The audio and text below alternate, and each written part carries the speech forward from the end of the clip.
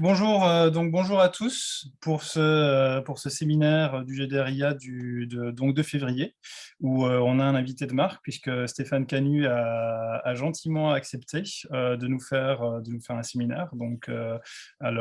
Stéphane Canu, pour ceux qui ne le connaîtraient pas encore, il est professeur au LITIS de Rouen.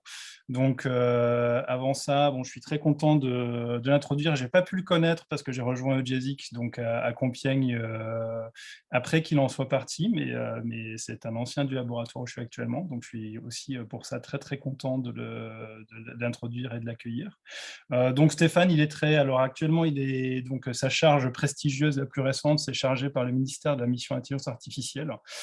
Mais sinon, il est très connu pour toutes ses contributions dans l'apprentissage automatique en général. Il a beaucoup travaillé sur, donc Stéphane, tu me corriges si je dis des bêtises, mais sur tout ce qui était modèle à noyau, sur tout ce qui était modèle parcimonieux. Donc plus récemment, bien sûr, il a aussi travaillé sur les méthodes d'apprentissage profond, et peut-être avant, ça tu nous le diras. Mais comme une grande partie de la communauté d'apprentissage automatique, donc on est vraiment très très content de l'accueillir ici. Et en plus, et c'est encore mieux, c'est encore plus en écho avec ce qui est fait à Compiègne et ce qui est fait dans beaucoup de partout ailleurs, vu qu'il va aussi nous parler de véhicules autonomes, donc d'apprentissage profond et du véhicule autonome et des enjeux de l'intelligence artificielle pour cette dernière. Donc, Stéphane, écoute, sans plus attendre, je vais te laisser la main. Donc, je vais arrêter de partager mon écran. Et je te remercie encore d'avoir accepté de nous faire bénéficier de tes lumières. Écoute, merci beaucoup pour cette gentille introduction. C'est vrai que Compiègne est cher à mon cœur, parce que j'y ai fait ma thèse, donc ça, on n'oublie jamais. Et que voilà, j'ai eu le plaisir aussi d'avoir mon premier poste là-bas. Et maintenant, je suis professeur, oui, donc à Rouen. Je travaille au LITIS et Labo. Mon établissement, quand même, il faut le noter, c'est l'INSA de Rouen, donc une école d'ingénieurs semblable, analogue à l'UTC. Voilà, donc je fais ce séminaire aujourd'hui. Donc, dans le cadre du GDRIA, je me suis dit, voilà, ce qui pouvait être intéressant, c'était d'essayer de faire un point sur ce qui existait aujourd'hui dans les véhicules autonomes. Donc, je vais essayer de faire moins un séminaire recherche pure qu'un séminaire recherche appliquée. Mais en fait, la recherche appliquée, dans ce cadre-là, elle tacle un peu la recherche académique, on va le voir. Donc, je vois, j'ai le chat à côté aussi, donc n'hésitez pas à poser des questions si vous avez quoi que ce soit. C'est avec plaisir que j'essaierai d'y répondre. Voilà. Donc, dernier point, moi j'ai le plaisir aussi d'être titulaire d'une chaire d'IA, c'est la chaire REMO. On a notre site web, vous pouvez aller sur place pour voir différentes informations, les travaux de recherche qu'on peut faire dans le cadre de cette chaire, avec tous les collègues qui m'ont aidé aussi à préparer ce séminaire en me donnant différentes informations. Alors, j'ai articulé ça en 4 parties. Une première où je vais essayer de retracer un petit peu l'histoire des véhicules autonomes. Ensuite, je vais essayer de faire le point sur ce qui existe aujourd'hui dans les véhicules autonomes, puis essayer d'expliquer pourquoi on est aujourd'hui aux véhicules autonomes, pourquoi on arrive aujourd'hui à cette autonomie des voitures, et le futur, vers où on va. C'est le plus dur, c'est faire des prédictions. Ça, c'est toujours la chose la plus difficile. Alors, une petite histoire des véhicules autonomes. Eh bien, ces véhicules autonomes, ils sont liés depuis tout le temps, je dirais, à la voiture. Donc là, pour les plus anciens d'entre nous, vous avez reconnu le volant de K2000. Donc, c'était une voiture qui aidait dans une célèbre série américaine à faire du mal aux méchants, à lutter contre les méchants. Et donc, cette voiture, c'était déjà l'exemple de l'intelligence artificielle faite voiture. C'était essayer de faire mieux que l'humain. Alors, j'ai illustré aussi cette première présentation par cette photo où on voit un gars avec un drapeau rouge devant la voiture. Donc, quand les premières voitures sont arrivées, elles ont fait peur aussi. Et dans certaines villes, la législation obligeait les voitures d'être précédées par une personne avec un drapeau rouge pour prévenir de leur arrivée, pour garantir la sécurité des véhicules. Donc, les questions de sécurité datent pas d'hier. C'est aussi un des leitmotifs qu'on va retrouver tout au long de la présentation. Je pense que ces aspects de sécurité sont au cœur en fait, de ce qu'on essaye de faire à travers les véhicules autonomes.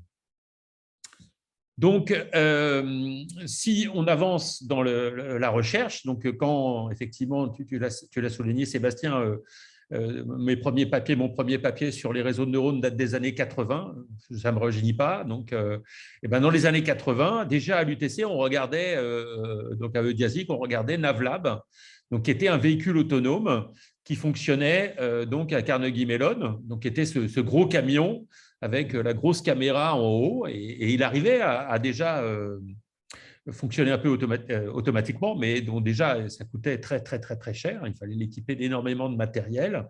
Et puis, il roulait très doucement, il faisait péniblement un 10 km/h. Mais on arrivait déjà à voir qu'il fallait des capteurs, du calcul, de l'automatique pour diriger la voiture. Et donc, tout ça commençait à être un peu compris. Mais le véritable départ, ça a été le DARPA Grand Challenge de 2004, je dirais. Donc, DARPA, c'est donc une agence américaine pour la défense qui s'est dit, mais il y a des progrès dans les véhicules autonomes, est-ce qu'on ne pourrait pas savoir ce qui marche et ce qui ne marche pas? Donc, ils ont organisé un challenge doté d'1 million de dollars et il fallait faire 200 bornes, 200 km dans le désert. Et, personne a réussi le challenge en 2004. Et pire que ça, il n'y a personne qui a dépassé 12 km du challenge. Donc, ils se sont dit, là, 2004, ça ne marche pas, les gens ne savent pas faire. Et donc là, en rouge, vous voyez la voiture de Carnegie Mellon, c'est les rouges qu'on va retrouver après. Et donc, l'année suivante, 2005, ils ont réorganisé un challenge. Ce coup-là, ils ont mis 2 millions sur la table, donc toujours faire plus de 200 km dans le désert du Nevada. Et là, en fait, de tête, il y a 5 voitures qui ont fini la course. Et le vainqueur, c'était la voiture bleue ici de Stanford, Stanley, qui a parcouru les 200 km à une vitesse moyenne de 30 km/h. Et donc, ça fait un petit tabac dans le milieu, puisque je vous ai montré que dans les années 80, c'était déjà Carnegie Mellon qui travaillait sur le sujet. Carnegie Mellon se sont fait battre par Stanford. Et ce qui est intéressant, c'était les technologies qui étaient dans les deux véhicules. Pourquoi le bleu a battu le rouge? On pourrait dire parce que le bleu a déjà utilisé l'IA, ce que le rouge ne faisait pas. Et notamment, il y avait cette image où on voyait les gens de Carnegie Mellon qui, à partir d'une image, décider l'angle que devait prendre la voiture, annoter les images à la main pour essayer de créer différentes situations et d'arriver à décider, faire un algorithme de décision stricte par rapport à telle route, je prends telle décision.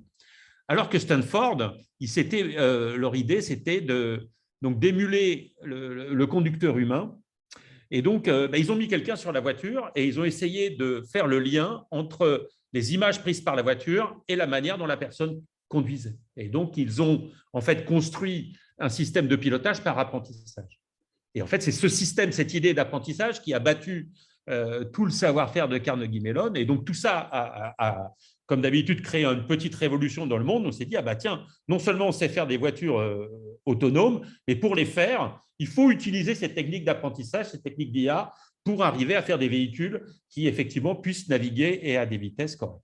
Mais bon, les mauvais esprits ont dit, mais ça, c'est dans le désert, ça ne marchera jamais dans les villes. Et en fait, on a continué à travailler, et notamment en 2007, donc là, c'est Carnegie Mellon qui a gagné la compétition, qui était en fait un DARPA Challenge, l'Urban Challenge. Il fallait faire 80 km en ville. Et là, c'est Carnegie Mellon qui a repris le flambeau.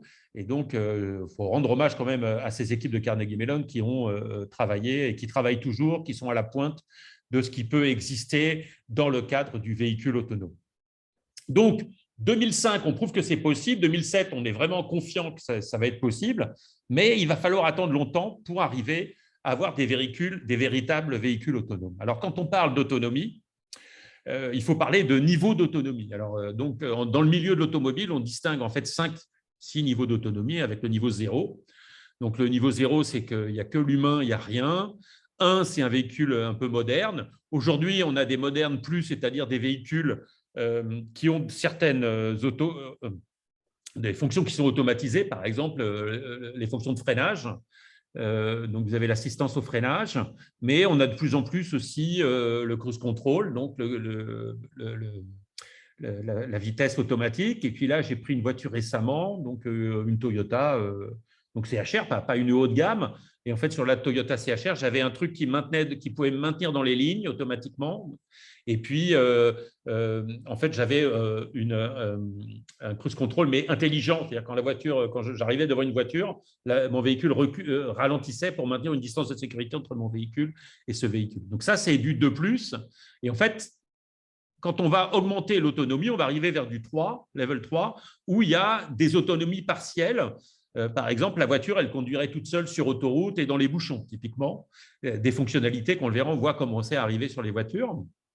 Et puis, si on continue à avoir de plus en plus d'autonomie, on peut avoir des voitures qui conduisent toutes seules un peu partout, mais qui ont besoin d'un humain parce que de temps en temps, quand même, ça ne marche pas. Il y a des situations qui sont un peu complexes, qui nécessitent l'usage d'un humain. Donc, en fait, on voit de moins en moins l'humain qui intervient.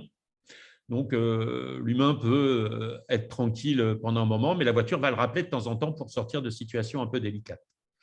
Et puis, niveau 5, alors là, il n'y a plus de volant, il n'y a plus de pédale, il n'y a plus rien. Vous montez dans un truc et le truc vous conduit d'un point A à point B sans que personne, en fait, puisse contrôler la voiture. Donc, là, il y a un premier truc, c'est-à-dire qu'on vous parle de véhicules autonomes. Des fois, on vous parle de véhicules autonomes, on parle du véhicule 5, niveau 5, des fois, on parle du niveau 4, du niveau 3, au niveau 2. Donc, quand on parle de conduite autonome, il faut savoir à quel niveau, en fait, on parle exactement. Alors, si on regarde le niveau 2-3, eh bien, vous pouvez acheter un véhicule avec ce niveau d'autonomie. Donc, alors j'ai mis 10 000 $, mais maintenant c'est un peu moins cher. Vous pouvez peut-être pour 30 000 40 000 $ acheter donc une Tesla ou une Audi A8 qui sont dotées donc de fonctionnalités qui permettent à la voiture de rouler toute seule sur autoroute, voire en bouchon. Donc, les motivations principales, c'est l'aide à la conduite pour avoir une conduite plus confortable. Donc, ça, on vous le fait payer. Hein. Donc, le Tesla, pour avoir l'aide à la conduite Tesla, si j'ai bien suivi aujourd'hui, c'est 12 000 $. J'ai mis des euros, mais c'est des dollars.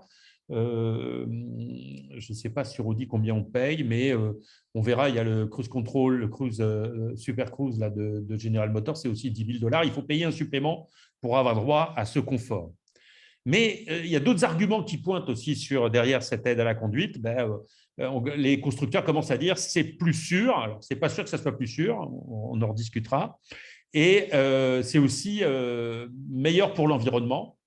Typiquement, si dans les bouchons, vous évitez les bouchons parce que les voitures discutent et qu'elles arrivent à se mettre entre elles et créer un train de voitures, il n'y aura plus ces bouchons accordéons, il y a moins d'accidents et il y a moins de dépenses en fait, dans les bouchons et la circulation est plus fluide. Mais attention, on n'y est pas à ça, on n'y est pas, les voitures ne communiquent pas entre elles. Voilà. Mais là, donc, si on y travaille, c'est vraiment les frontières de la recherche. Alors, si on regarde un petit peu plus en détail et qu'on regarde quels sont les systèmes qui marchent bien, donc j'ai pris un rapport de consommateurs des États-Unis. Bon, j'ai trouvé un peu, il n'y a pas tout à fait l'équivalent en Europe. Et donc, on peut, grâce à ça, identifier les systèmes qui marchent bien pour les utilisateurs. Hein. Et donc, si on regarde les systèmes qui sont les mieux notés, alors ce que je regardais au niveau des fonctionnalités, voilà. Donc, en fait, là, la tête, c'est 3 systèmes. Donc, le Komatsu, c'est l'OpenPilot. Donc, OpenPilot, je reviendrai dessus, parce que c'est assez intéressant comme système. C'est un système qui est open source. Et donc, on peut aller voir le code et on sait exactement ce qui tourne dedans. Enfin, presque exactement ce qui tourne dedans. Donc, je pourrais vous raconter exactement ce qu'il y a dans OpenPilot. Et puis, donc, il y a le Cadillac, le Super Cruise de Cadillac. Alors, OpenPilot, je ne sais pas combien ils en ont vendu à l'heure actuelle, mais si je regarde leurs ventes, ils étaient à pratiquement 3000, fin 2000, ils vendaient 3000 systèmes par semaine. Et donc, j'ai estimé à 50 000, c'est peut-être un peu plus, mais ça donne un ordre d'idée du nombre d'OpenPilot qui sont vendus. Donc, c'est un dispositif qui s'installe sur beaucoup de véhicules. Donc, dans la Cadillac Super Cruise, alors la Cadillac, ils sont les vendus 110 000, donc ils n'ont pas tous acheté l'option Super Cruise, mais on voit que c'est quand même, on est à des centaines de milliers ou des dizaines de milliers de systèmes qui fonctionnent. Alors, dans Tesla, effectivement, Tesla, tout le monde n'a pas acheté OpenPilot, mais on verra que OpenPilot fonctionne en shadow sur toutes les Tesla. Donc, en fait, OpenPilot est installé sur les 2 millions de Tesla qui fonctionnent. Et donc, c'est le troisième, mais en fait, en termes de capacité, en fait, de performance, c'est le numéro 1, parce que c'est le seul qui a la note de 9 au niveau des performances, l'autopilote de Tesla. Mais donc, il lui donne des mauvaises notes sur d'autres critères pour faire remonter les autres systèmes. Donc, le Ford le Lincoln System, je ne l'ai pas bien regardé celui-là. Et puis, donc, Audi, voilà, c'est le système donc l'Audi A8, donc, qui est un système qui a une bonne capacité d'autonomie. Et donc, à l'intérieur d'Audi, on le verra, je vous montrerai la chip d'Audi tout à l'heure, le système qui fonctionne, c'est un système qui s'appelle Mobileye. Et Mobileye, alors c'est un système qui est israélien à la base, qui est leader sur le marché. Et en fait, Mobileye revendique 54 millions de véhicules équipés de Mobileye. Donc, il y a de fortes chances que votre voiture, elle ait un Mobileye à l'intérieur. Donc, le Mobileye, il fonctionne. Et après, en fonction des contrats qui sont faits avec les constructeurs, les fonctionnalités sont désactivées. Donc, voilà. Donc, Mobileye est vécu comme un sous-traitant pour les véhicules autonomes, alors que Tesla, comme c'est lui-même qui produit l'autopilot, il va avoir accès aux données, il va pouvoir faire ce qu'il veut dans la voiture, pourvu que vous ayez donné votre autorisation. Alors, ce qui est intéressant, c'est effectivement les volumes. On voit que Mobileye, lui, il travaille sur 54 millions de véhicules, donc il a une flotte énorme. Tesla, 2 millions, c'est énorme. C'est 20 fois plus au moins, voire plus que ce qui tourne sur les Cadillac ou sur OpenPilot. Donc, nous, on va regarder OpenPilot et on verra aussi Tesla, parce que Tesla communique un peu sur son système, donc on connaît un petit peu ce qu'il y a à l'intérieur. Donc, c'est là que c'est intéressant. Donc, maintenant, si on regarde au niveau 4, au niveau 4, il y a des systèmes commerciaux, mais qui restent en fait sujets à de l'expérimentation et donc ils doivent demander des licences pour expérimenter. Donc, à Rouen, on a eu le plaisir d'avoir le Normandie Normandie Autonomous Lab, donc, où on a eu des véhicules qui ont tourné sur un circuit. Là, on voit le circuit à côté de l'INSA. Là, je reconnais l'INSA. Donc, il y avait des circuits spécifiques équipés avec les véhicules. Donc, c'était quand même du level 4, mais très encadré. Et pareil, donc l'expérience la plus connue, ou la voiture autonome peut-être la plus célèbre, c'est la voiture de Waymo, donc qui est une filiale de Google. Et donc, ces voitures ont un système de taxi qui est ouvert, partiellement sans chauffeur depuis décembre 2020, donc ça fait déjà plus d'1 an, qui fonctionne à Chandler. Là, ils ont ouvert récemment, en septembre, à San Francisco, le même service, mais ça reste expérimental. Ils sont très prudents.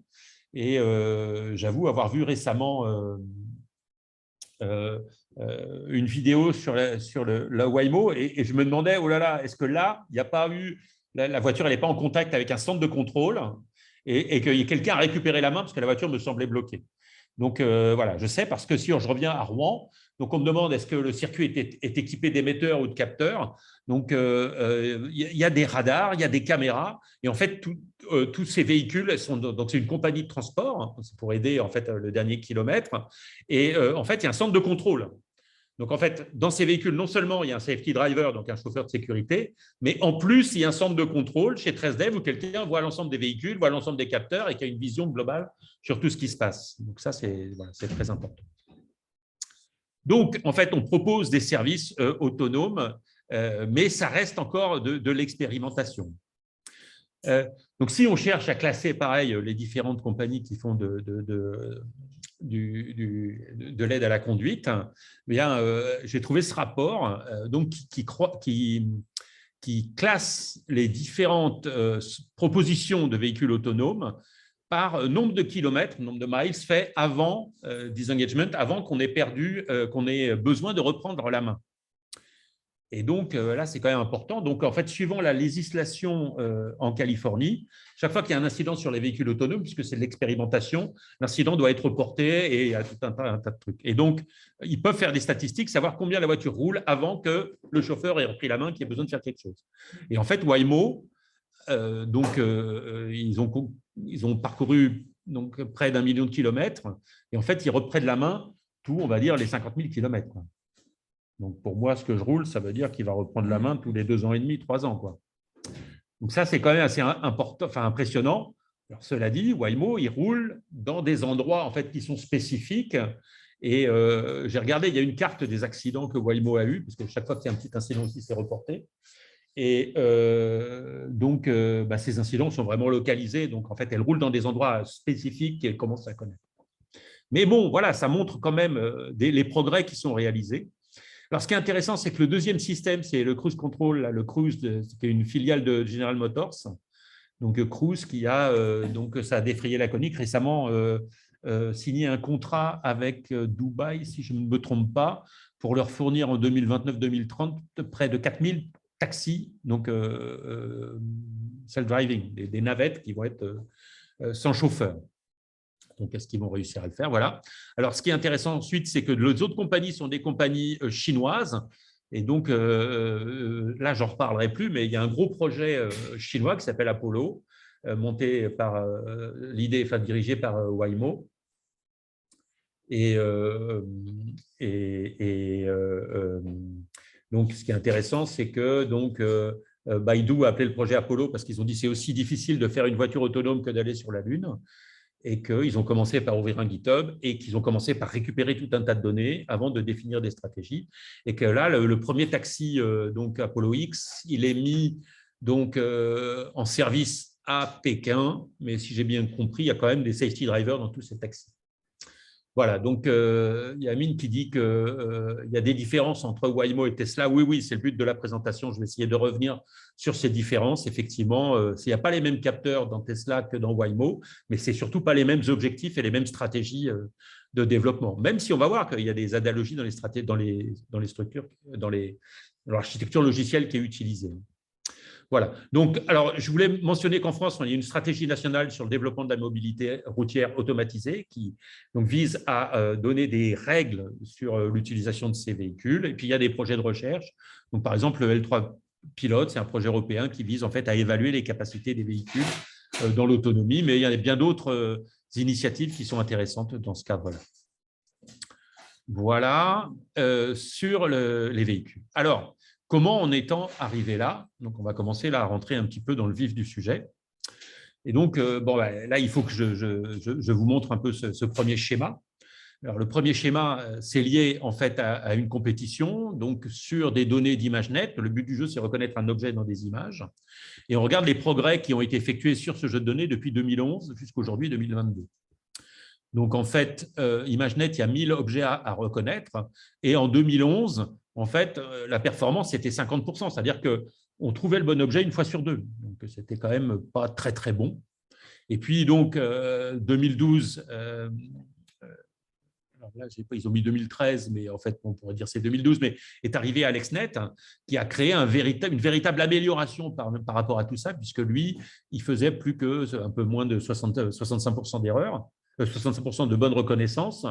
Et donc, c'était une vraie amélioration par rapport au système. Et c'est ce qui a créé un peu la révolution du deep learning. On a dit, tout ça, c'est amélioré par ces technologies. Cette technologie, c'est le deep learning, donc c'est ce qu'il faut utiliser. Mais en fait, depuis, les gens ont continué à travailler, ont proposé différents types d'architectures, donc notamment les architectures type Inception, c'est les réseaux dans les réseaux, et surtout les ResNet. Et donc, on donnait les ResNext.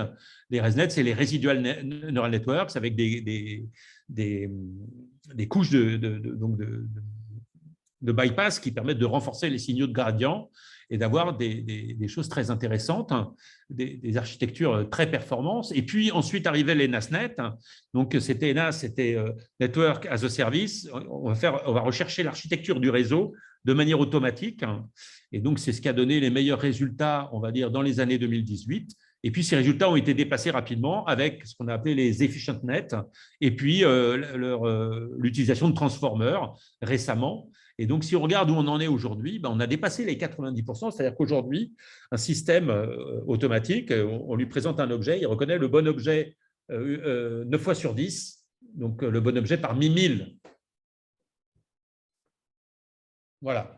Alors, donc on nous parle calcul en temps réel. J'en reparlerai un petit peu tout à l'heure sur les calculs en temps réel. Je pense que c'est une chose très importante dans les véhicules autonomes, puisque en fait, quand vous avez une Tesla, elle doit en temps réel analyser votre environnement parce qu'elle conduit. La Waymo, c'est pareil, en temps réel, elle doit analyser l'environnement. Et vous allez voir, Tesla aujourd'hui annonce 36 frames par seconde. Donc, ils vont analyser chaque seconde 36 fois 8 images qui arrivent dans le processeur. Donc, ce qui explique pourquoi ils ont fait leur propre processeur. Donc, ces aspects sont très importants. Voilà. Voilà. Alors, est-ce que le code est prouvé? Ça, c'est une bonne question. La réponse est, je pense que non, mais là, je ne suis pas spécialiste. Alors, donc, ici, on montre que le deep learning a fait des vrais progrès en traitement d'image. Et donc, ces progrès en traitement d'image, ils ont été utilisés dans les véhicules. Et la première grande application, je pense, ça a été la reconnaissance de panneaux routiers, qui s'est faite en 2 parties. La première chose, ça a été la reconnaissance de tableaux de panneaux routiers en 2011. Donc, il y avait 50 000 images et il fallait reconnaître le bon panneau parmi les 50 000. Et puis, l'année suivante, enfin en 2013, il y a une autre compétition qui était la détection. Donc, on montrait une image, il fallait savoir où était le panneau et puis faire la reconnaissance, savoir qu'est-ce qu'il y avait. Et en fait, c'est l'équipe de Yann Lequin qui avait gagné les 2 compétitions et qui montrait que pour ce genre d'application, la technologie clé, c'est le deep learning. Et donc, c'est là que les constructeurs ils se sont dit, tiens, puisque cette technologie fonctionne, on va essayer de la récupérer. Alors, pour expliquer un peu comment ça marche, je vais prendre le premier exemple d'OpenPilot. Alors, ce que j'ai dit, c'est qu'OpenPilot, en quelque sorte, on peut dire c'est l'Android du self-driving parce qu'on peut accéder au code. Donc, ce qui est assez rigolo, c'est que sur le soft, on vous dit que c'est du software pour research product, et this is not a product, parce que ce n'est pas un produit, parce que OpenPilot a essayé de vendre son système dans un premier temps, et ils ont eu un procès, justement, en disant « mais attendez, vous n'avez rien fait pour la certification ».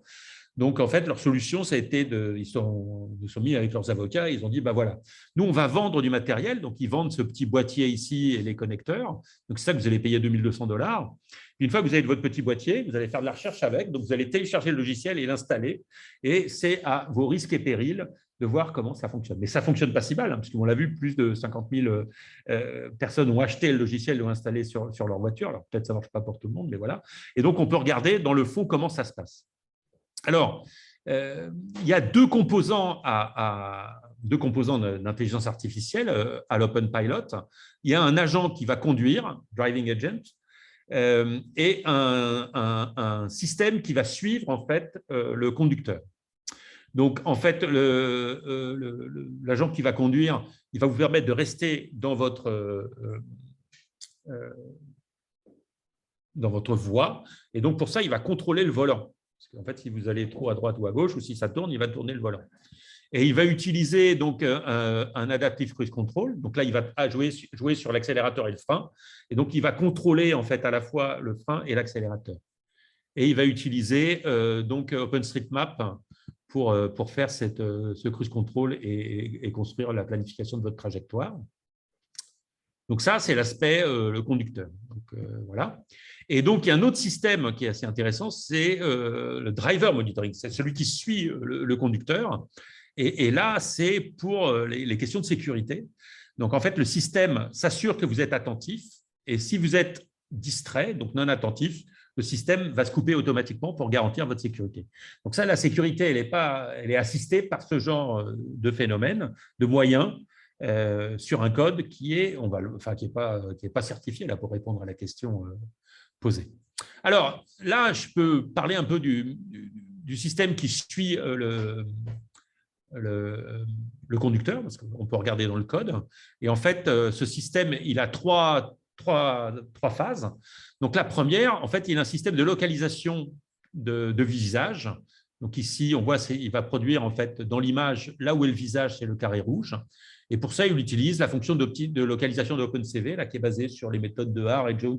C'est quelque chose qui est assez rustique, mais qui est très robuste, qui existe depuis longtemps et qui est assez efficace. Donc, c'est assez rapide. Et puis ensuite, à partir de là, en fait, ils vont générer tout un tas de caractéristiques. Et donc, ils vont le faire en utilisant un réseau de neurones qui vont régler en faisant de l'apprentissage fin, j'y reviendrai après. Et ensuite, une fois que ce réseau de neurones a généré un ensemble de caractéristiques, ils vont avoir un module de décision. Et en fait, ce module de décision est basé sur des seuils. Et donc, en fait, on verra dans les sorties, il y a est-ce que la position est bien droite ou la position est penchée. Si la position est penchée au-delà d'une certaine valeur, alors on va décider que le conducteur est distrait. Donc, en fait, c'est assez marrant parce que ces décisions, elles permettent en fait d'expliquer le mécanisme, mais en fait, ça décide à partir des caractéristiques qui sont calculées par le réseau de neurones. Et ces caractéristiques, elles ne sont pas certifiées si on reprend les idées et on ne sait pas ce qui se passe. Donc, est-ce que ça marche si on porte un chapeau? Je ne sais pas. J'ai essayé avec un masque. C'est clair que j'étais distrait tout le temps. Et donc, dans les sorties, il y a est-ce que vous portez des lunettes de soleil ou pas? Donc, le système, on peut l'attaquer. D'ailleurs, on essaye de s'y emploie. Voilà. Alors, on regarde un petit. Alors, on demande comment est-ce qu'on connaît un bon seuil pour la décision. Là, je ne sais pas comment ils ont fixé les seuils, mais pour moi, c'était au doigt mouillé. Là, c'était vraiment pas. C'est marrant, mais c'est pas super sérieux. Voilà, mais c'est le système qui fonctionne et je pense que grâce à ça, en fait, ils peuvent expliquer ce qui se passe. Quand on leur demande d'expliquer comment ça fonctionne, on décide que tu es un attentif si la position du visage, c'est ça alors. Mais en fait, on a regardé le code, hein, il y a deux conditions. Hein, si c'est vraiment très, très sommaire, ce module de décision. Alors, si je regarde juste l'aspect génération de features, donc il va prendre l'image en entrée, donc la partie de l'image qui a été identifiée par donc OpenCV, où il y a le visage. Et donc, ce qui était marrant, c'est que c'est un codage spécifique vidéo, YUV, que j'ai découvert à cette occasion. Donc, les gens qui faisaient de la vidéo le connaissaient, mais on travaille beaucoup avec les images RGB, mais là, c'est différent. Donc, ils ont utilisé une architecture EfficientNet qui s'est inspirée de l'architecture ICML, donc une des architectures qui étaient les meilleures sur la détection d'images, puisqu'in fine, ce qu'il faut faire à la détection d'objets dans les images, c'est un fait de l'analyse d'images et c'est les bonnes caractéristiques. Donc, ce qui est intéressant, c'est que donc, ils fournissent des caractéristiques, mais ces caractéristiques sont guidées, puisqu'en fait, on a la position du visage, la position des yeux et d'autres indicateurs comme est-ce qu'ils portent des lunettes de soleil ou pas. Hein. Donc, ce n'est pas s'ils portent un chapeau ou pas, mais des lunettes en tout cas. Est-ce que le visage est visible? Est-ce que vous clignez des yeux? Parce que si on cligne des yeux, des fois, c'est qu'on va bâiller et qu'on va s'endormir. Voilà. Et donc, il y a tout un tas de caractéristiques en tout. 39, donc il y en a déjà une vingtaine, je suis juste sur les positions, et à partir de là, l'ensemble. Donc, ce qui est intéressant, c'est qu'ils ont fait du fine-tuning à partir d'une architecture EfficientNet où ils ont modifié les sorties, parce qu'on retrouve ici toute l'architecture EfficientNet et juste les sorties qui ont été modifiées. Et donc, ils ont développé tout ça en PyTorch, et en fait, PyTorch, ça a été mis en œuvre sur une Qualcomm Snapdragon. Donc, c'est là l'intérêt des choses. Pour arriver à faire tout ça. Donc, on me dit, est-ce qu'il y a une approche système expert? Non, je pense qu'il n'y en a pas parce que ça ne marche pas pour ce genre de choses. Voilà. Alors après, est-ce qu'il faudrait faire, par exemple, une approche système expert pour améliorer la décision?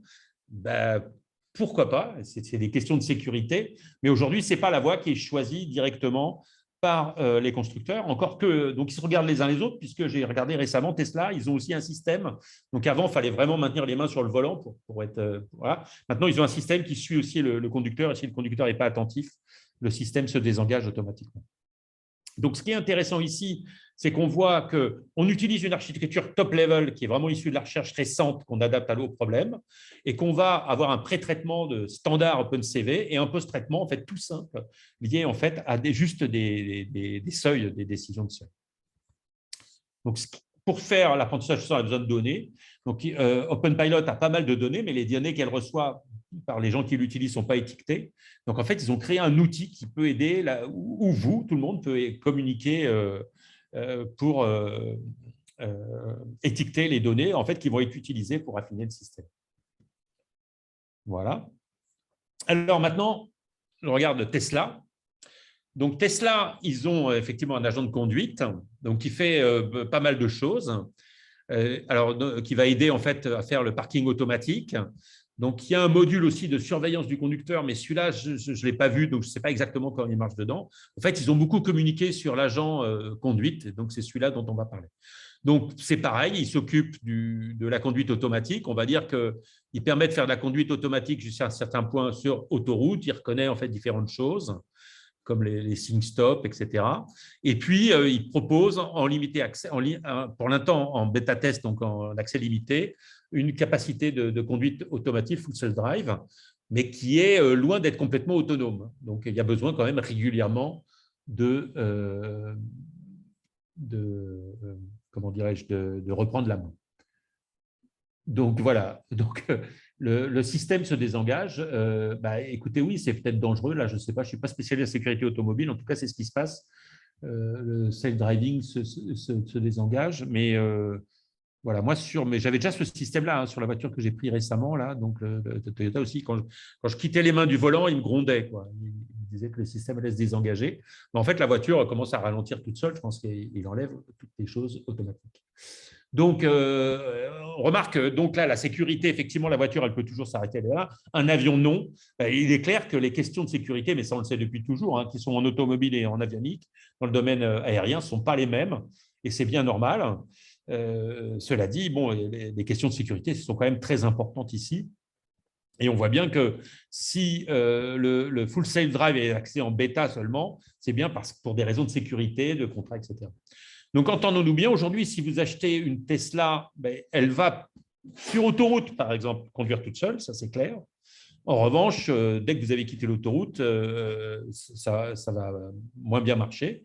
Et donc, le but du FSD, c'est de faire fonctionner l'autopilote partout. Mais en fait, ce n'est pas partout qui fonctionne très bien. Donc, on va regarder un peu comment fonctionne cet autopilote. Donc, en fait, il y a plusieurs composantes. Donc, on va retrouver ces composantes. Donc, il y a un module de perception qui va nous produire une carte 3D de l'environnement de la voiture, du véhicule. À partir de là, il faut prévoir le comportement en fait, des différents agents. Donc, on produit une carte avec des différents véhicules et leur comportement. Ici, c'est une carte, je la vois comme ça. Je pense qu'elle vient de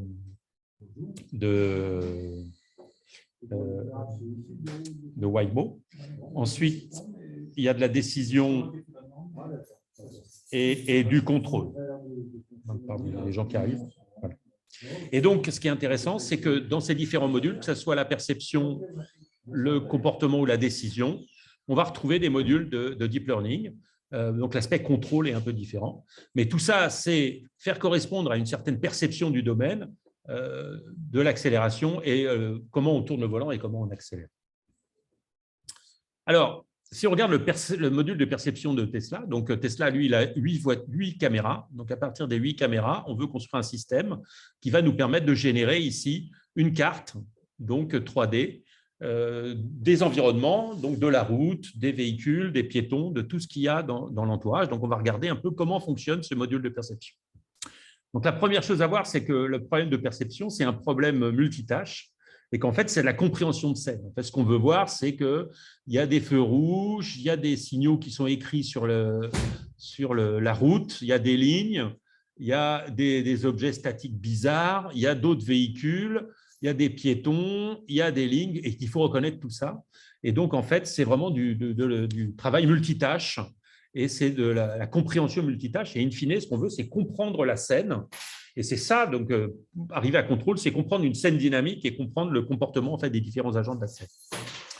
Alors, comment on fait pour faire ça? Eh bien, en fait, il y a 5 parties, en gros, dans le système de perception.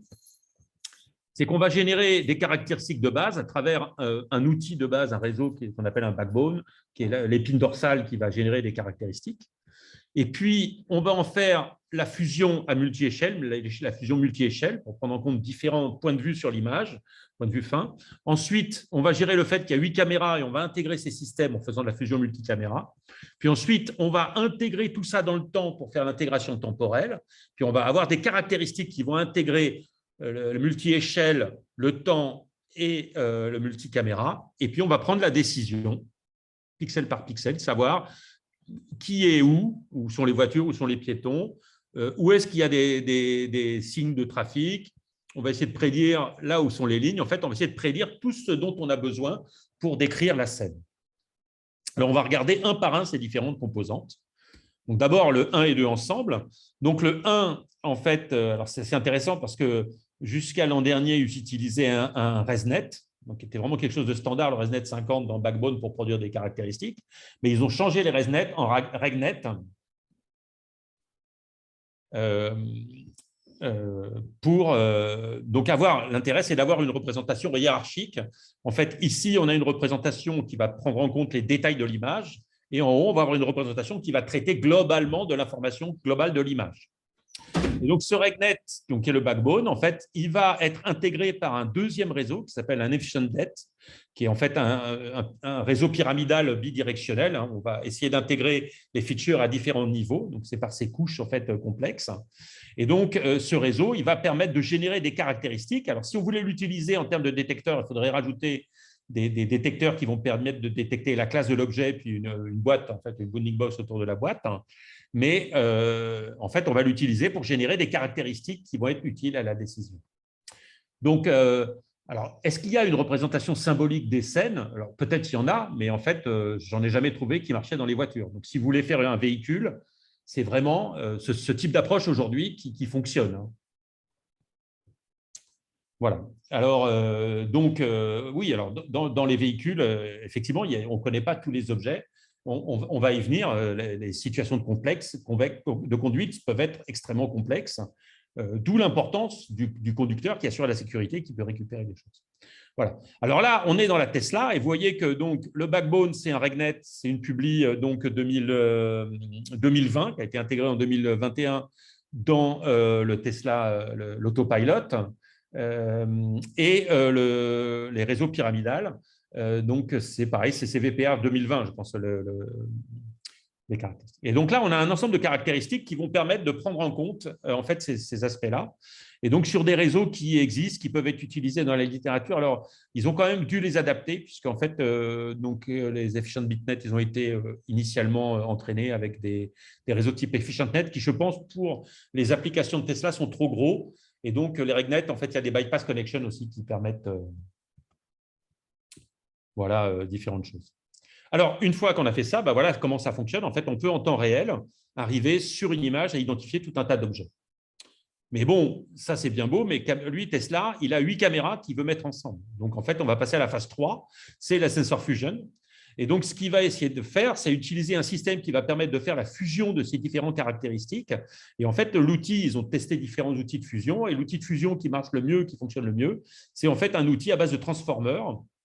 Et ce transformer va permettre de sélectionner le type d'action qu'on va faire. Donc, c'est une association K-value. Donc, c'est pareil, c'est le transformer pour la vision, c'est proposé par l'équipe du Junier ici à Paris, donc qui travaille pour Facebook, les premiers travaux. Donc, ça a été adapté à ça. Et donc, ils vont prendre l'image et créer en fait une bird eye view, une vision en fait aérienne de la situation où on va identifier en fait sur une grille la position et la localisation de différentes images. On commence à voir apparaître cette situation. Donc, l'idée est la suivante. Là, on voit la bird eye view de ces différentes images.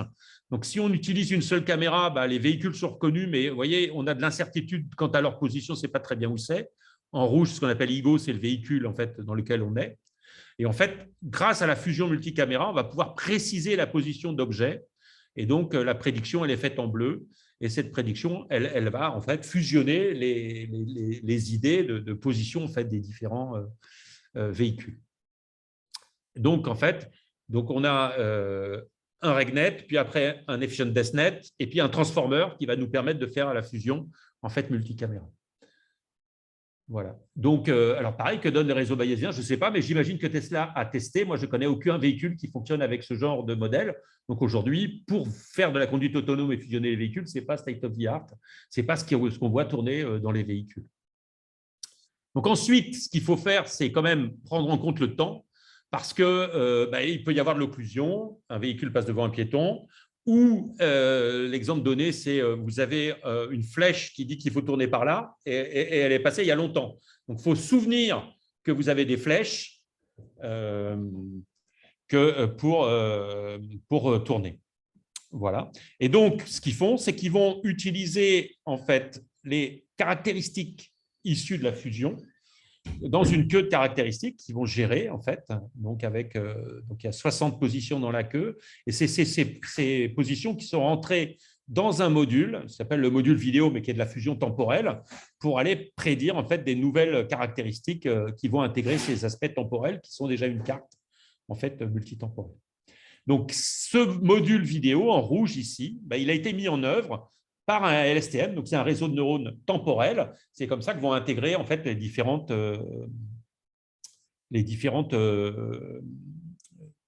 informations temporelles pour réussir à positionner le véhicule. Donc, alors, il y a plusieurs aspects très importants. C'est qu'il faut, ici, on voit que les images sont rectifiées, donc il y a de la correction qui se fait sur les capteurs.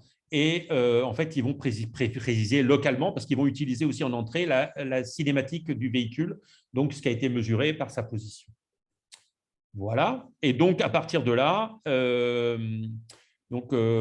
les LSTM, c'est quelque chose de très ancien, mais l'aspect spatio-temporel des LSTM, donc c'est plus récent.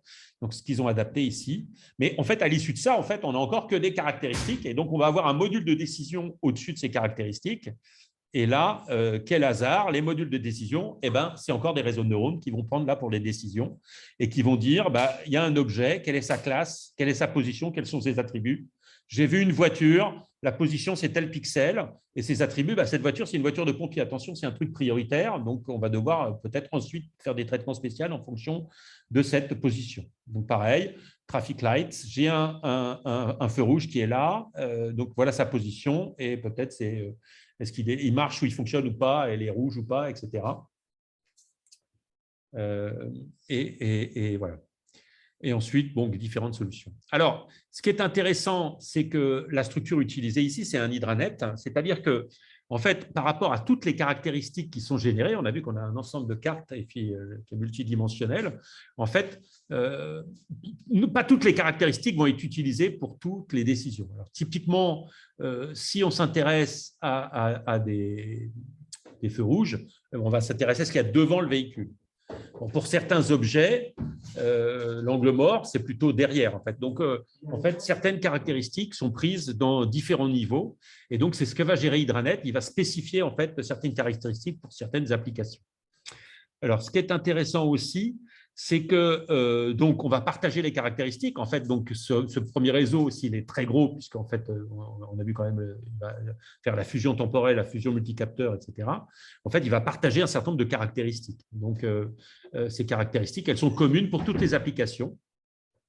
Mais on va pouvoir gérer les tâches indépendamment. C'est-à-dire que, en fait, ce qu'ils vont faire, c'est qu'on va pouvoir générer, on va pouvoir mettre les informations pour gérer la tâche, par exemple, de détection d'objets indépendamment du reste.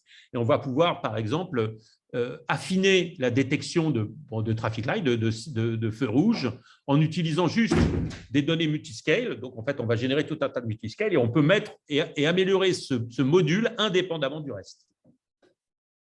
Et donc, on peut faire du fine-tuning et de l'adaptation en fait rapidement en fonction des différents. Et puis de temps en temps, comme en fait c'est globalement différenciable, on peut prendre toute l'architecture et la mettre au point et faire l'optimisation globale de toute l'architecture. Donc en fait, ils font l'architecture globale de toute l'adaptation de toute l'architecture de temps en temps, et puis après ils vont adapter chacun des modules en fait. Et puis s'ils ont l'idée, essayer d'améliorer en fait l'architecture. Voilà. Alors, donc, je résume un petit peu globalement les choses. Donc, on a les caméras qui sont rectifiées, le RegNet, l'intégration donc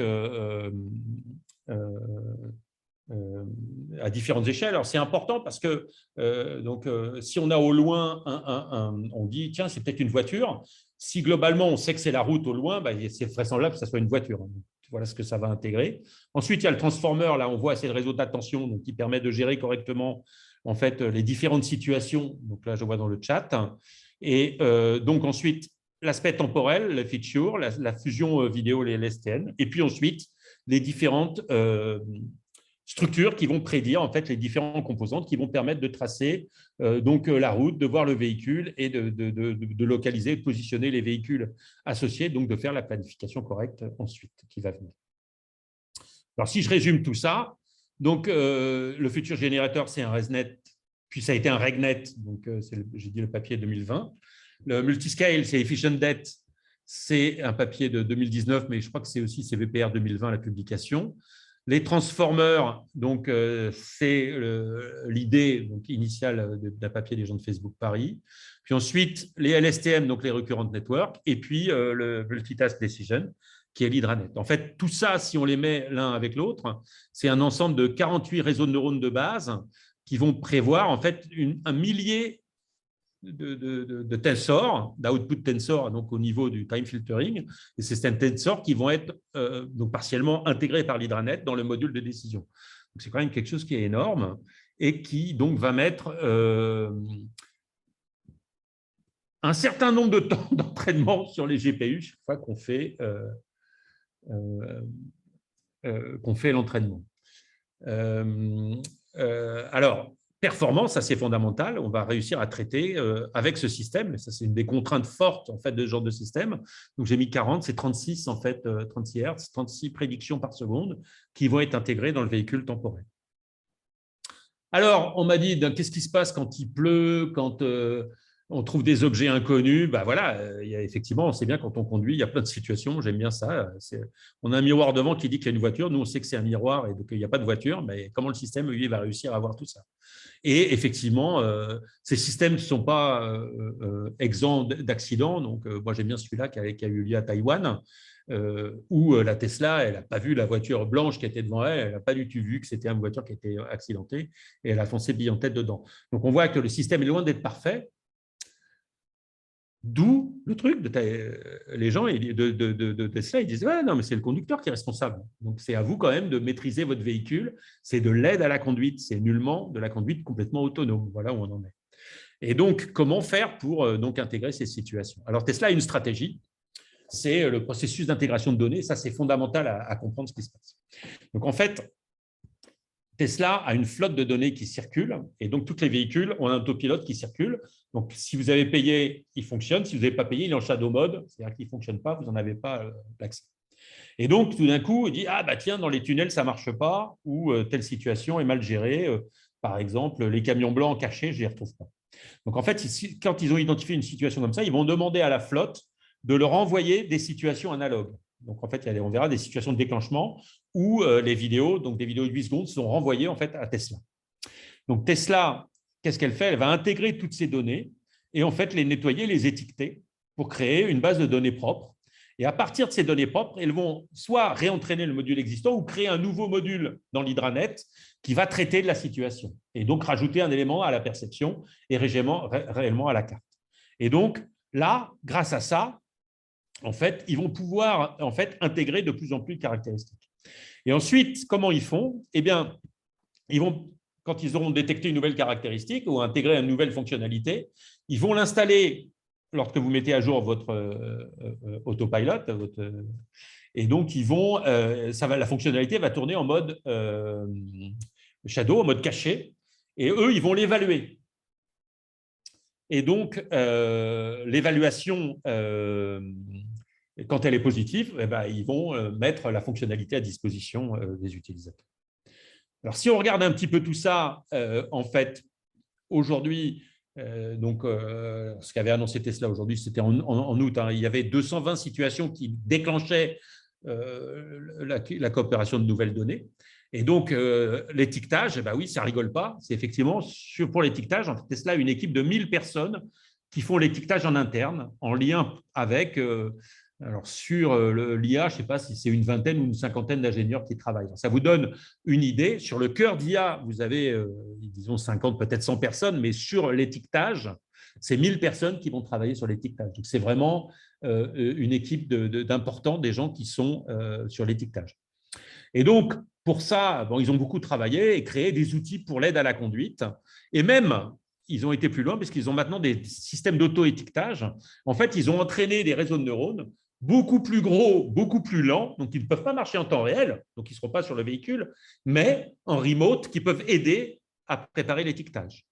Donc, en fait, on utilise des applications spécifiques pour faire de l'étiquetage, mais derrière, il y a toujours de l'humain qui vient nettoyer. Et comme ils copient un peu ce qui se passe chez Waymo, ils utilisent aussi beaucoup de simulations pour pouvoir modéliser les événements rares et puis tester la robustesse des capteurs, donc dans des conditions justement de neige, de brume, etc., voire tester la robustesse aux exemples adversaires. Mais là, j'avoue de ne pas avoir peu d'informations. Voilà, donc Voilà, donc les conducteurs, ils envoient leurs images. Donc, je crois qu'il faut dire qu'on est OK pour envoyer ces images. Mais bon, voilà, il y a tout un schéma de discussion. Donc, en fait, ces données sont fondamentales. Et il y a énormément d'efforts. On voit que l'effort sur les données de Tesla est beaucoup plus important que l'effort mis sur l'autopilote, parce que c'est le carburant de l'autopilote. Si les données sont bonnes, l'autopilote sera bon. Parce qu'en fait, c'est la programmation à base de données. C'est là que se passent les choses. Et en fait, la force, c'est qu'ils ont des véhicules qui fonctionnent. Et donc, il y a un des triggers qui est quand le pilote reprend la main tout d'un coup. Donc, si le pilote reprend la main de sa Tesla, c'est qu'il s'est passé quelque chose. Ben, la situation, toc, elle est envoyée chez Tesla. Et Tesla regarde, mais pourquoi il a repris la main, celui-là? Ah mince, il y a telle chose qu'on n'avait pas pensé. Et donc là, ils essayent de travailler dessus, de demander aux autres véhicules de fonctionner, de donner des informations et de travailler sur ces informations. Voilà. Alors, Waymo, là, je vois que le temps file, je vais aller rapidement. Donc, alors, c'est beaucoup plus difficile de savoir ce qu'il y a dans Waymo. Waymo, il y a un vrai travail de recherche. Donc, ils publient régulièrement dans CVPR. Donc, ils ont des propositions de recherche qui sont vraiment super. Mais qu'est-ce qui fonctionne ou pas, ça, on ne sait pas très bien. Mais en tout cas, ils ont une approche end-to-end pareil, avec un module de perception. Disons, la grosse différence entre la perception Waymo et la perception Tesla, c'est que Waymo utilise des lidars, donc des informations beaucoup plus fines sur l'environnement, mais du coup, ça coûte beaucoup plus cher d'avoir un véhicule comme ça. Donc, leur carte est beaucoup plus précise. Et ensuite, ils utilisent un planeur. Là, ils ont une application de ChauffeurNet qui est beaucoup plus, je dirais, développée et aboutie, en fait, qui a servi de modèle sans doute à celle de Tesla, qui fonctionne donc par apprentissage par renforcement, d'où l'usage massif de simulation, parce que apprendre par renforcement dans la vraie vie en conduisant, c'est pas bon. Donc, il faut utiliser massivement la simulation pour y arriver. Et ils ont développé, en fait, tout un tas d'aspects spécifiques. Donc, je passe rapidement, mais si vous êtes intéressé, je vous envoie ce papier de ChauffeurNet. C'est vraiment excellent. Donc, en fait, le problème de conduite, c'est que c'est de la multi-objectif. On doit être efficace dans la conduite, mais aussi on doit être sûr et garantir du confort à l'utilisateur. Et tous ces objectifs sont un peu contradictoires. Donc, ils doivent être intégrés dans des fonctions coûts multi-objectifs qui vont permettre d'ajuster l'agent qui est fait par renforcement. Donc, ils utilisent aussi un modèle structurel de réutilisation de données et d'étiquetage. Et ils utilisent un système pour déterminer l'architecture. Eux, ils ont essayé d'utiliser les modèles NAS de détermination automatique de l'architecture, en fait, toujours dans la volonté d'améliorer les performances. Voilà. Et ils travaillent avec la recherche puisqu'ils ont un jeu de données ouvert, donc tout un tas de données. Voilà. Donc, je passe assez rapidement. Donc, qu'est-ce que c'est que l'IA dans l'apprentissage? Donc, c'est un système modulaire. On va décomposer en fait en système parce qu'on va pouvoir gérer chacun des systèmes de manière autonome. Mais on est aussi end-to-end differential programming. On va pouvoir globalement optimiser le système parce que tout le système doit être différentiel. Et en fait, donc, il y a des solutions qui ont été envisagées, mais si ce n'était pas différenciable, elles ont été abandonnées au profit de situations différenciables pour améliorer les choses. Donc, ça, c'est du multitâche, multi-objectif. Et il faut concevoir en fait une architecture logicielle qui corresponde au hard, le fond de l'affaire étant la compréhension de scène. Et la compréhension de scène, on voit qu'elle s'améliore grâce aux données, mais est-ce que c'est un jour sans fin? Parce que les situations de conduite, elles sont infinies. Et on voit bien les limites de cette stratégie. Arriver à quelque chose de niveau 5, maintenant, j'y crois vraiment pas sur ces données. Et puis, il faut faire ça sur un budget. Donc, en fait, Tesla, eux, ils n'ont pas rigolé. Ils ont conçu leur propre puce. Donc, c'est cette puce-là, en fait. Elle a donc des processeurs qui sont là, mais elle a aussi des GPU. Et puis, elle a des NPU, c'est Neural Processing Unit. En fait, c'est une architecture hardware qui permet d'aller de mettre en œuvre efficacement en fait, les réseaux de neurones qui ont été conçus par Tesla. Et alors, dans la carte, ça c'est l'intelligence de Tesla, il y a une seule carte. En fait, on voit qu'il y a deux processeurs donc, qui sont dupliqués pour des questions de sécurité. Alors, donc sur la chip, j'insiste, il y a deux petits… Est-ce que je peux annoter l'écran là sur deux petits trucs ici. Donc ici, voilà, il y a le système de sécurité et le système de sûreté. Donc, en fait, il y a un système qui vérifie, parce que vous envoyez des informations au volant et accélérateur frein. Donc, il vérifie que ces informations ne sont pas délirantes par rapport à l'état de la voiture. Et puis, la sécurité, ça vérifie que le code qui tourne sur cette chip, c'est un code Tesla vérifié. Donc, vous ne pouvez pas voler une Tesla, voler le processeur, le mettre sur votre système et développer votre propre système sur la Tesla. OK. Voilà. Donc, on dit dans le chat que les challenges Waymo sont bons. Je confirme et je plus sois. C'est vraiment des super systèmes, des super challenges, vraiment très intéressants pour voir l'état de l'art. Je pense que la limite des challenges Waymo, c'est lié à la structure de Waymo. C'est-à-dire qu'ils donnent les données de Waymo, c'est-à-dire qu'il faut travailler avec LiDAR et vision. Donc, si vous pensez que LiDAR, ce n'est pas nécessaire encore aujourd'hui, c'est un peu embêtant. Alors, pour montrer un petit peu ce que font les autres, j'ai trouvé le hardware de l'Audi A8. Et donc, ce qui est assez intéressant, ce qui est fou, c'est qu'ils utilisent donc un Mobileye qui est là.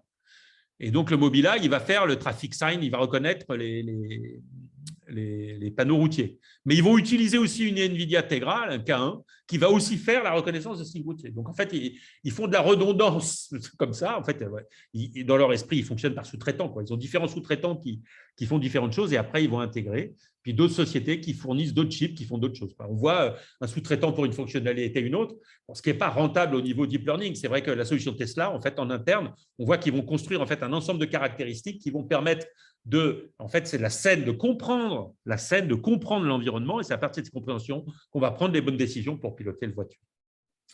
Voilà, alors juste deux petits slides pour terminer. Un premier qui compare les choses. En fait, Tesla et Waymo ne sont pas comparables puisque c'est vraiment de l'aide à la conduite, mais le chauffeur est responsable.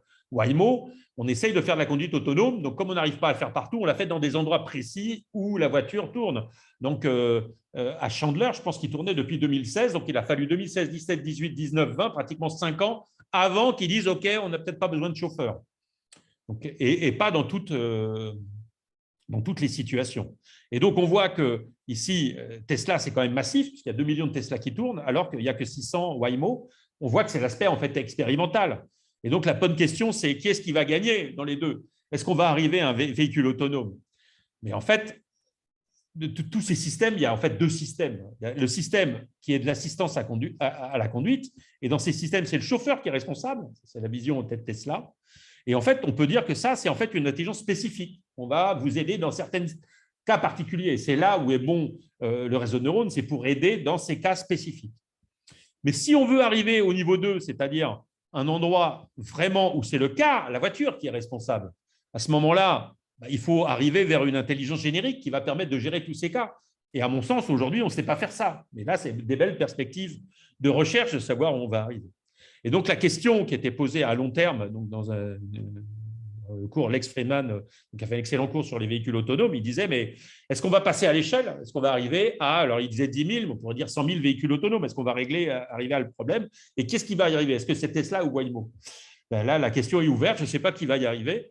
Mais je vous rappelle que quand on parle de moteur de recherche, on se demandait est-ce que c'est Excite ou Lycos? C'est ni l'un ni l'autre. C'est Google qui a gagné parce qu'il est arrivé avec une nouvelle solution qui a vraiment révolutionné en fait, le problème et résolu le problème. Comme là, le vrai problème, si on veut faire des véhicules autonomes, c'est trouver une intelligence artificielle générique et qu'aujourd'hui, on ne sait pas bien faire. Voilà, je vous remercie. Donc, il y a une dernière question. Est-ce que les voitures autonomes communiquent entre elles? Aujourd'hui, je ne crois pas. Je pense que les voitures autonomes communiquent avec un centre de contrôle générique, mais que tout ça, c'est un peu le secret des affaires. Il y a très peu d'informations sur ce genre de choses. Voilà, je vais vous rendre la main et répondre aux questions maintenant s'il y en a.